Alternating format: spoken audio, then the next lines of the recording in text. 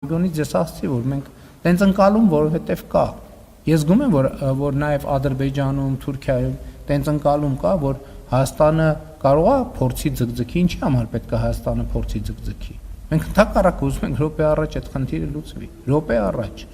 առանց չափազանցության րոպե առաջ, որովհետև դա ֆունդամենտալ կարևոր հարց է մեր այսօրվա եւ ապագայի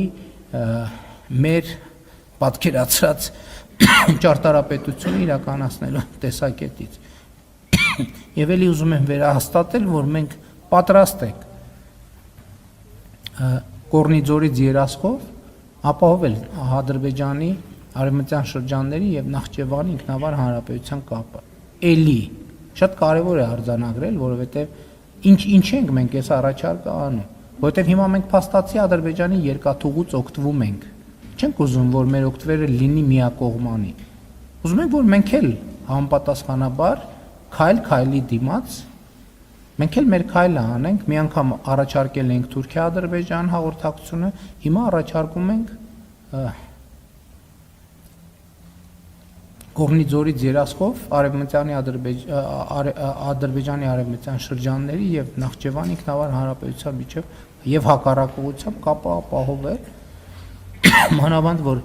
Իրանի Իսլամական Հանրապետությունում տեղի ունեցող իրադարձությունների պայմաններում ոնց որ թե հարավով այդ կապի հետ կապված խնդիրներ կա։ Ընդ որում ուզում եմ ընդգծել, որ ինչու ենք այս երթուղին առաջարկում,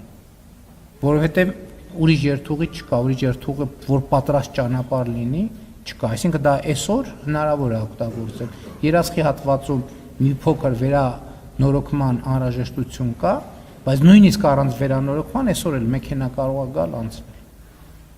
Ընդ որում, եթե հարմար դիտվի, նաև բանով Իջևան Ղազախ հատվածով էլ կարող ենք ապահովել, այսինքն այնտեղ էլ